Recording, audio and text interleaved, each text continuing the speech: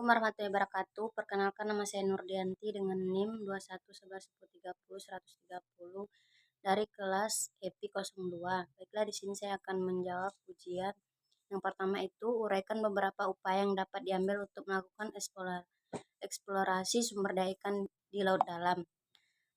Jawabannya itu, eksplorasi sumber daya ikan di laut dalam adalah tugas yang menantang dan penting untuk memahami dan menjaga keberlanjutan ekosistem laut. Berikut beberapa upaya yang dapat diambil untuk melakukan eksplorasi sumber daya ikan di laut dalam. Yang pertama itu penelitian submersible. Yang kedua itu penggunaan teknologi sonar. Yang ketiga itu pengamatan kapal. Yang keempat penelitian genetik, dan yang kelima itu penggunaan pelacak satelit.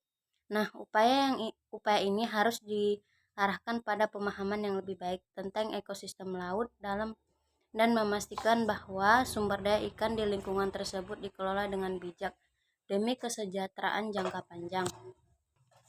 Soal yang kedua itu, apa saja tantangan yang dihadapi nelayan, pengusaha, dan pemerintah dalam penerapan teknologi terkait eksplorasi penangkapan ikan? Jawabannya,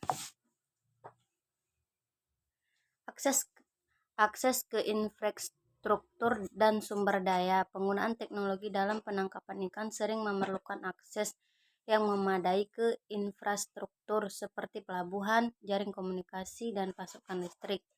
Tantangan ini dapat dialami oleh nelayan yang tinggal di daerah terpencil atau daerah yang kurang berkembang. Soal nomor 3, bagi nelayan skala kecil, upaya apa yang dapat dilakukan untuk meningkatkan eksplorasi penangkapan ikan di perairan sekitarnya? Jawabannya itu, nelayan skala kecil dapat melakukan beberapa upaya untuk meningkatkan eksplorasi penangkapan ikan di perairan sekitarnya. Yang pertama itu pengetahuan lokal. Mereka bisa memanfaatkan pengetahuan lokal dan pengalaman turun-temurun untuk menentukan lokasi penangkapan yang potensial.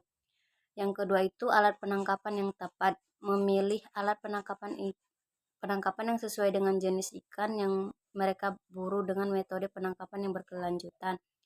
Yang ketiga itu kerjasama. Kolaborasi dengan nelayan lain untuk kelompok nelayan dapat memungkinkan pertukaran informasi dan sumber daya yang bermanfaat. Yang keempat itu pelatihan. Meningkatkan kemampuan melalui pelatihan dalam manajemen sumber daya perikanan, navigasi, dan teknik penangkapan yang ramah lingkungan.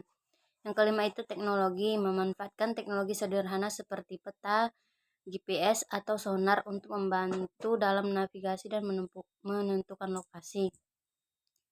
Yang keenam itu kepatuhan hukum. Mematuhi peraturan perikanan yang berlaku untuk menjaga keberlanjutan sumber daya perikanan.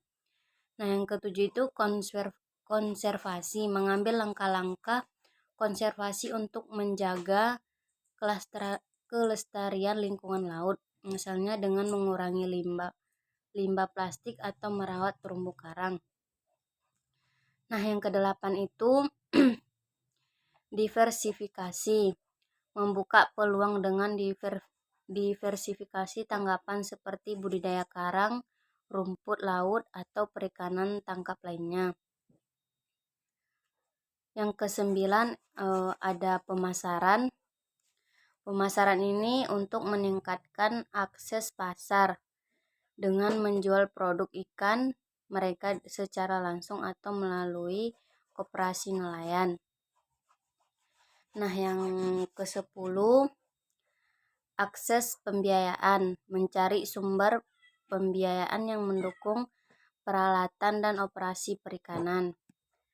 Upaya-upaya ini dapat membantu nelayan skala kecil untuk meningkatkan eksplorasi penangkapan ikan mereka dan menjaga keberlanjutan sumber daya perikanan setempat.